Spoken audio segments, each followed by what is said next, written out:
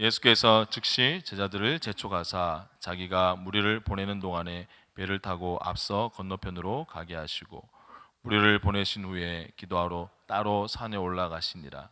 저물매 거기 혼자 계시더니 배가 이미 육지에서 술이나 떠나서 바람이 거스름으로 물결로 말미암아 고난을 당하더라. 밤 사경에 예수께서 바다 위로 걸어서 제자들에게 오시니 제자들이 그가 바다 위로 걸어오심을 보고 놀라 유령이라 하며 무서워하여 소리 지르거늘 예수께서 즉시 이르시되 안심하라 나니 두려워하지 말라. 아멘. 우리 지난주 우리 송하수 목사님 아주 정말 뜨겁게 또 말씀 전해주시고 기도해 주셨는데 오늘도 우리가 또 주님 안에서 함께 또 은혜 사모한 마음으로 우리 큰 박수로 송하수 목사님 환영하겠습니다. 예.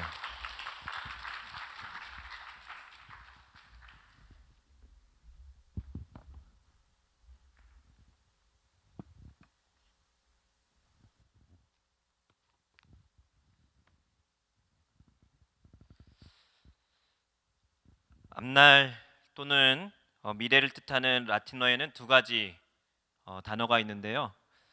하나는 푸트룸이라는 단어이고요. 또 하나는 아드벤툼이라는 단어입니다.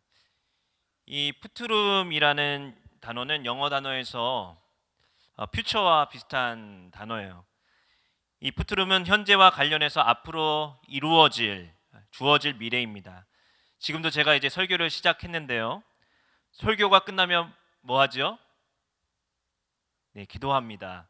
그리고 기도가 끝나면 집으로 돌아가요. 이런 미래를 푸트룸이라고 합니다. 가령 저녁에 붉은 노을이 지면 다음날 비가 올 가능성이 많죠. 이게 푸트룸이에요. 그런데 전혀 예기치 않는 미래, 우리의 상황과 상관없는 일이 돌입할 때가 있습니다. 이것을 아드벤툼이라고 하는데요. 이 아드벤툼은 다가오는 미래예요. 역사의 시공간에서 하나님이 돌입하시는 역사, 개입을 뜻합니다.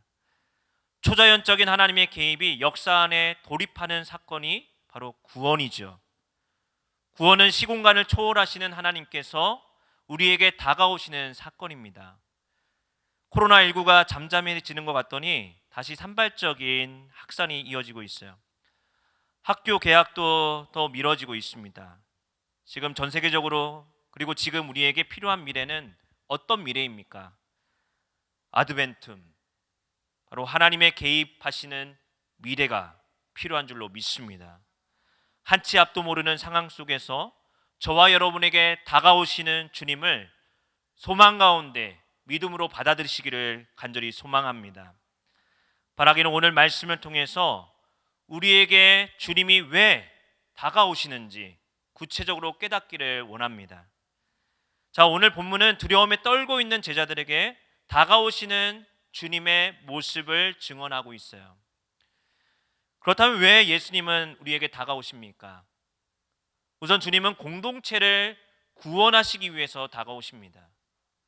오늘 본문의 배경이 되는 이야기를 드리면서 말씀을 이어가겠습니다. 마태복음 14장은 13장의 천국 설교에 이어서 세례 요한의 죽음과 함께 예수님의 행적에 대한 이야기로 시작합니다. 주님은 세례 요한의 죽음의 소식을 들은 이후에 헤롯 안티파스가 관할하던 지역, 그 구역을 떠나서 사역을 감당하십니다. 그런데 주님이 가시는 곳마다 수많은 사람들이 따라다녔어요. 왜냐하면 그들은 예수님을 통해서 무엇인가를 해결안 받고 또 채우고 싶었기 때문이에요. 주님은 자신을 따라온 사람들을 향해서 긍휼한 마음을 가지고 각종 병을 고쳐 주셨습니다. 그리고 저녁이 되어서 식사해야 하는데 무리들에게 직접 기적을 통해서 많은 사람들을 먹이시죠. 그게 바로 여러분이 잘 아는 오병이어의 기적을 통해서 수많은 사람들을 먹입니다. 물고기 2마리와 떡 5개로 먹인 사람이 여자와 어린이를 제외하고 5,000명이나 되었다라고 보도하고 있어요. 장전만 5,000명을 먹이고 남은 조각이 12바구니라는 사실, 여러분 무엇을 의미합니까? 이 시간 허기진 사람들을 돌려보내기보다는 예수님이 먹이시는 사건, 이 사건은 단순히 그 허기진 배를 채우는 사건이 아니에요. 오병이어 사건은 예수님이 단순히 먹을 것을 허기진 배를 채워주시는 분이 아니라 진정한 메시아라는 사실을 우리에게 증언합니다. 바로 남녀노소 할 것 없이 하늘나라 잔치에 초대하는 분이 바로 예수님이세요. 오병이어 사건의 결론에 보면 주님의 사건에, 기적 사건에 초대받은 사람들이 남자만이 아니라 여자와 어린이까지 포함되어 있다는 것을 통해서 알 수 있어요. 떡 5개와 물고기 2마리로 배불리 먹은 사람의 숫자가 남자만 5,000명이었어요. 주님의 식사 자리에는 모두가 포함되어 있습니다. 여러분, 사람이 가장 많이 차별받는 곳이 어느 자리입니까? 어떤 곳인지 아세요, 여러분? 바로 밥상이에요. 지그문트 바우만이라는 사회학자가 가장 평등해야 될 식사 자리, 누구든지 먹어야 되는데 그 평등해야 될 식사 자리가 가장 차별이 많이 행해지는 곳이다라고 이렇게 이야기했습니다. 지금도 신분과 성별에 따라서 식사 자리가 구별되기도 하지요. 하지만 예수님께서 베푸시는 식탁의 자리는 차별이 없어요. 여기에는 남자와 여자, 어른과 어린이, 많이 가진 자나 적게 가진 자, 차별이 없습니다. 모두를 초청하고 계신 줄로 믿습니다. 여러분, 하나님의 생명의 자리, 구원의 자리에는 차별이 없어요. 이것은 무엇을 의미합니까? 장차 우리가 받아 누려야 될 천국 잔치가 바로 이런 특성이 있다는 것을 예수님은 오병이어의 사건을 통해서 말씀해 주시는 거예요. 이렇게 보편적인 하나님의 사랑이 작용하는 곳에 풍성함의 결과, 남음의 역사가 있습니다. 남은 조각을 모으니까 12광주리에 가득 채워지는 풍성함의 결과를 말씀하고 있어요. 주님이 함께 하시는 곳에는 풍성함과 남음의 은혜가 있습니다. 사랑하는 성도 여러분, 제자들은 현실을 생각하면서 무리들을 해산시켜서 각자 먹을 것을 사 먹게 하자라고 제안했어요. 하지만 현실을 바라보는 대신 주님은 어디를 바라봅니까? 하늘을 우러러 기도하십니다. 그리고 기도를 통해 하나님의 능력이 임했고 자신을 따라온 자들에게 풍성한 생명을 부여해 주시는 분, 그분이 바로 저와 여러분의 주님 예수 그리스도이신 줄로 믿습니다. 주님이 우리에게 오시는 이유는 우리의 필요를 넘어서서 하늘나라 잔치, 구원의 자리로 불러주시기 위함이에요. 저와 여러분도 내 생각, 내 경험을 넘어서서 지금 이 밤 이 자리에 생명의 역사로 초대하고 계시는 주님께 기도로 응답하는 저와 성도님들 되시기를 주의 이름으로 축원합니다. 다음으로 우리에게 오시는 주님은 우리의 신앙이 균형 잡히기를 원하십니다. 기도는 하나님의 영원한 생명에 참여하는 통로예요. 복의 통로입니다. 그런데 문제는 이렇게 생명의 자리로 초대받은 사람들이 더욱 주님의 뜻을 간구해야 될 텐데 그러지 못하다라는 데 있었어요. 배고픔을 해결받은 무리는 예수님을 자신들의 삶의 문제까지 해결해 줄 정치적인 메시아, 왕으로 이렇게 삼기를 원했어요. 이런 무리들의 속마음을 아신 주님은 제자들을 재촉하신 다음에 무리를 보내시고 또 배를 타고 앞서서 제자들을 배를 태워서 앞서 건너편으로 가라라고 이렇게 제자들에게 명령하시죠. 제자들을 먼저 배를 태워 보내시고 무리를 보내신 이후에 예수님은 따로 산에 올라가세요. 왜 올라가십니까? 기도하러 올라가십니다. 바로 오늘 본문 말씀인 22절과 23절 말씀인데 우리 다 함께 한 목소리로 읽어보겠습니다. 시작. 예수께서 즉시 제자들을 재촉하사 자기가 무리를 보내는 동안에 배를 타고 앞서 건너편으로 가게 하시고 무리를 보내신 후에 기도하러 따로 산에 올라가시니라. 저물매 거기 혼자 계시더니. 아멘. 지난주 말씀을 나눈 것처럼 예수님은 제자들을 세우실 때도 홀로 기도하셨지만 무리가 자신을 왕으로 삼으시려고 할 때 그 의도를 아시고 주님은 이번에도 홀로 기도하러 가십니다. 동기가 어떻든 간에 홀로 기도하신 주님의 모습은 우리에게 시사하는 바가 많습니다. 그것은 신앙생활에 있어서 홀로 있음과 함께 있음이라는 이 두 기둥이 균형 잡혀 있어야 된다는 것을 우리에게 말씀하고 있어요. 공동체적으로 함께 모여서 주님을 함께 예배하고 합심으로 기도하는 것 중요합니다. 동시에 공동체와 떨어져서 홀로 은밀하게 보시는 하나님과 대화하는 홀로 있음도 우리에게 중요해요. 그래서 디트리히트 보네퍼라는 목사님은 신도의 공동생활에서 공동체의 영성과 개인의 영성에 관해서 다음과 같이 아주 아름다운 말로 이렇게 정의했는데요. 제가 한번 읽어보겠습니다.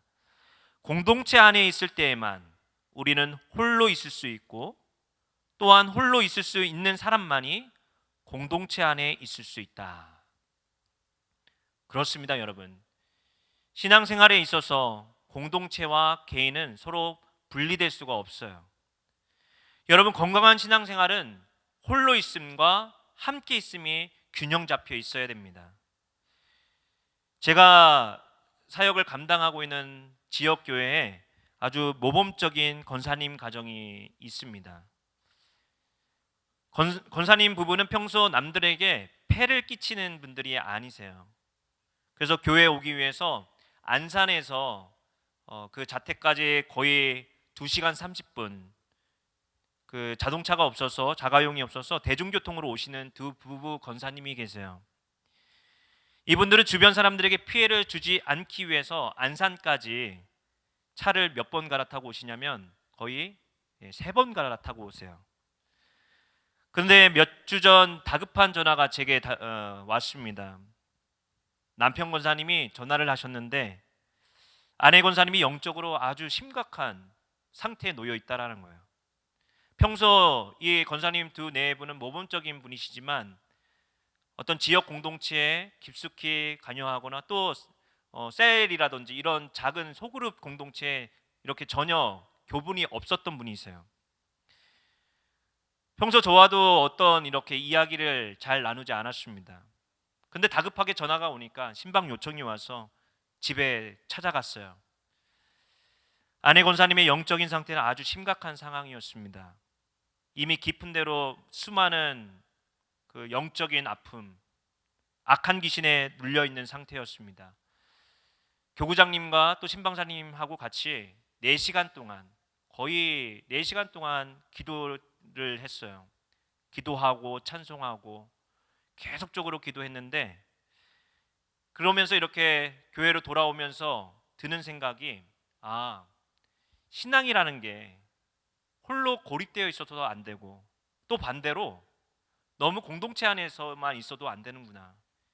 이 공동체와 개인의 영성이 서로 왔다 갔다 잘 해야 되는구나. 우리가 근육으로 비유하자면 여러분 근육도 이완이 잘 돼야 되죠.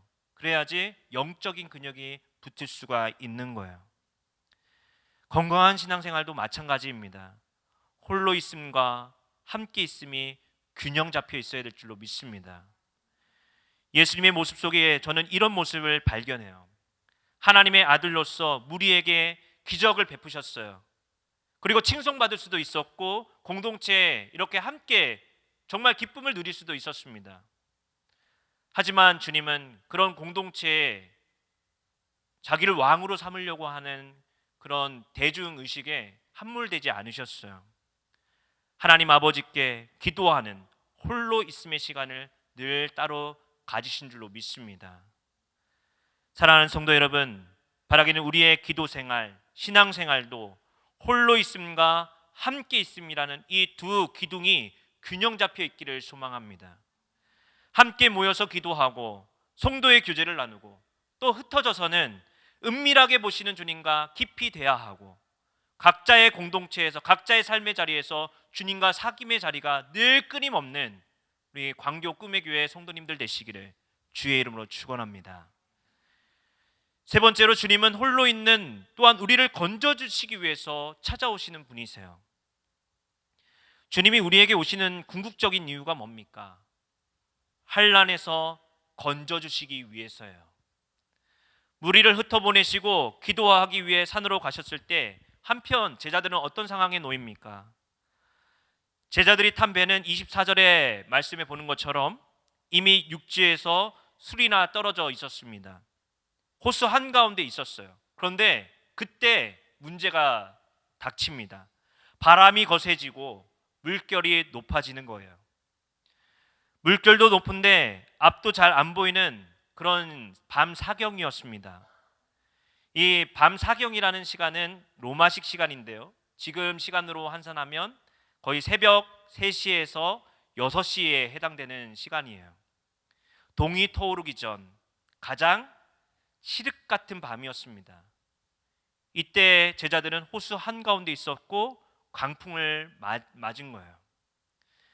이런 상황 속에서 예수님이 다가오십니다. 그런데 어떻게 다가오십니까? 바다 위를 걸어오시는 주님은 자연 법칙을 넘어서서 초자연적인 모습을 통해서 우리에게 다가오고 있어요. 물 위를 걸어오시는 주님은 단지 어떤 자연적인 법칙을 거스르는 정도가 아닙니다.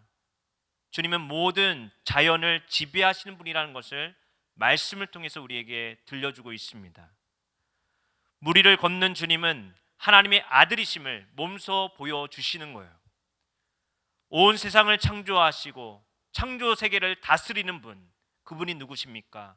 우리에게 다가오시는 분, 오늘 이 밤에도 다가오시는 분이신 줄로 믿습니다. 물에 빠져가는 제자들을 향해 물 위로 걸어오시는 거예요. 그러나 워낙 물결이 심하고 또 어떤 시간이었습니까? 밤 사경 어두웠기 때문에 걸어오시는 주님을 제자들은 유령으로 이렇게 오해했어요. 한번 생각해 보세요. 배가 요동치고 있는 것도 무서운데 물 위로 누가 다가옵니까? 유령이 오는 거예요. 귀신이 오는 거예요. 그러니까 너무 무서워서 소리 질렀습니다. 너무 무섭고 불안해서 소리 지르는 제자들을 향해서 주님이 말씀하시죠. 이 말씀이 오늘 이 밤 저와 여러분에게 들려지는 말씀으로 들려지기를 간절히 축원합니다. 안심하라, 나니 두려워하지 말라. 아멘. 여러분, 이것은 단지 심리적으로 위로하는 위안의 말씀이 아니에요. 제자들을 안심시키는 주님의 말씀에는 예수님이 누구신지를 분명하게 보여주는 단어가 있습니다. 그 단어가 뭡니까? 바로 나니, 내니라는 단어예요. 나다라는 말씀은 에고에이미, 나는 나다. 여러분, 이 말씀은 무엇을 상기시킵니까? 바로 출애굽기에 보면 시내산에서 모세가 하나님을 대면했을 때 하나님의 이름을 물어본 적이 있죠. 그때 하나님은 뭐라고 모세에게 계시하십니까? 나는 스스로 있는 자다. 이렇게 말씀하십니다. 여러분, 이 세상에 나는 나다라고 이렇게 말씀하실 수 있는 분, 그분은 누구십니까? 오직 유일하신 스스로 계신 분, 하나님 한 분밖에 없는 줄로 믿습니다. 우리 모두는 내가 될 수 있는 것은, 나일 수 있는 것은 나 스스로가 아니에요. 하나님께서 만드시고 허락하셨기 때문에 저와 여러분이 이 자리에 나와 있는 줄로 믿습니다. 하나님만이 스스로 계신 분이세요. 무서움에 떨고 있는 제자들에게 나다라고 말씀하시는 주님은 스스로 존재하는 하나님의 아들, 바로 저와 여러분을 구원해 주시는 구원자라는 사실을 여러분에게 말씀하고 있습니다. 성도 여러분, 여러분을 두려움에 떨게 하는 것들이 있습니까? 여러분을 어렵게 하는 일이나 사람들이 있습니까? 두려워하는 저와 여러분에게 오늘 이 밤 말씀하십니다. 안심하라, 나니 두려워하지 말라. 주님은 내가 여기 있다라고 말씀하십니다. 여러분, 나는 혼자인 것 같은데 내가 여기 있다라는 그 음성 하나만 듣더라도 우리는 온 세상을 가진 사람들이에요. 왜 그렇습니까? 온 세상을 만드시고 지탱하시고 완성해 가시는 하나님이 저와 여러분의 하나님이시고 오늘 이 밤 임마누엘의 하나님이시기 때문입니다. 사랑하는 성도 여러분, 세상의 모든 존재하는 것과 주님의 존재적인 차이가 있어요. 세상의 모든 것은 하나님께로부터 생겼습니다. 지금 제자들을 힘들게 하는 바람과 풍랑도 하나님이 만드시고 운행하는 이 세계 안에, 섭리 안에 놓여 있는 거예요. 그러므로 우리는 기도하는 가운데 우리에게 다가오시는 주님이 누구인지를 분명하게 하고 알고 기도해야 돼요. 풍랑 가운데서도 다가오시는 주님은 스스로를 계시하시고 우리를 건져주시기 위해서 다가오시는 분이세요. 바라기는 우리에게 필요한 것은 풍랑이라는 환경도 주관하여 주시고 또 우리를 건져주시는 주님 한 분밖에 없다라는 것을 믿음으로 고백하시기를 소망합니다. 그렇습니다. 주님이 우리에게 다가오시는 이유, 분명한 이유는 무엇입니까? 우리가 무엇을 이 세상에 살면서 바라보며 살아갈 것인가? 그것을 분명하게 하기 위해서 오늘 이 밤 저와 여러분에게 다가오고 있어요. 물 위를 걸어오시는 예수님을 보고 베드로가 말합니다. 주여, 만일 주님이시거든 나를 명하사 물 위로 오라 하소서. 내게로 오라는 말씀에 베드로는 배에서 내려 예수님께로 나아가지요. 몇 발자국 발을 옮겼는데 신기하게 물 위를 걷는 게 아닙니까? 그런데 여러분, 상황이 변하지 않았어요. 바람이 그치지 않았습니다. 아니 바람이 더 세차게 불기 시작합니다. 주님을 의지하면서 걷긴 했는데 이내 바람을 보고 베드로는 다시 두려움에 빠지고 맙니다. 그리고 몸이 물에 가라앉기 시작하지요. 물에 빠지자 그는 뭐라고 합니까? 주님께 자신을 구원해 달라고 소리 지르며 다시 한번 소리쳐서 살려달라고 이렇게 간청합니다. 우리 30절에서 31절 말씀 우리 다 함께 한번 읽어볼까요? 30절에서 31절입니다. 시작. 바람을 보고 무서워 빠져가는지라 소리질러 이르되 주여 나를 구원하소서 하니 예수께서 즉시 손을 내밀어 그를 붙잡으시며 이르시되 믿음이 작은 자여 왜 의심하였느냐 하시고 아멘. 구원해 달라고 소리치는 베드로에게 즉시 주님은 손을 내밀어서 그를 건져 주셨습니다. 다혈질적이고 충동적인 기질을 지닌 베드로는 처음에는 주님을 바라보면서 물 위로 발을 옮겼어요. 그러나 이내 바람을 보고 무서움에 빠져들기 시작합니다. 물에 가라앉은 베드로의 모습은 비단 베드로에게만 해당되지 않습니다. 우리도 마찬가지예요. 물 위를 걸으시는 주님을 보고 주님의 말씀에 순종했을 때 베드로는 물 위를 걸었습니다. 하지만 요동치는 환경을 바라보았을 때 베드로는 점점 물에 빠져들고 있었어요. 죽게 될 지경에 이르게 됩니다. 성도 여러분, 기억하십시오. 풍랑이는 환경에서 주님을 바라보지 않으면 죽음의 시면으로 우리는 들어갈 수밖에 없다라는 거예요. 하지만 주님을 바라보면 삽니다. 말씀에 순종하면 살 뿐만 아니라 우리는 물 위를 걸으시는 주님과 함께 동행하는 삶을 살 수가 있습니다. 물 위를 걷고 계시는 주님 품 안에 안길 수가 있어요. 온전히 우리의 시선을 주님께 두고 부르심에 순종하면 불가능을 가능케 하시는 구원의 역사에 참여하게 됩니다. 할렐루야. 자, 이렇게 물에서 허우적거리는 베드로에게 주님은 어떻게 하십니까? 즉시 손을 내밀어서 붙잡아 주십니다.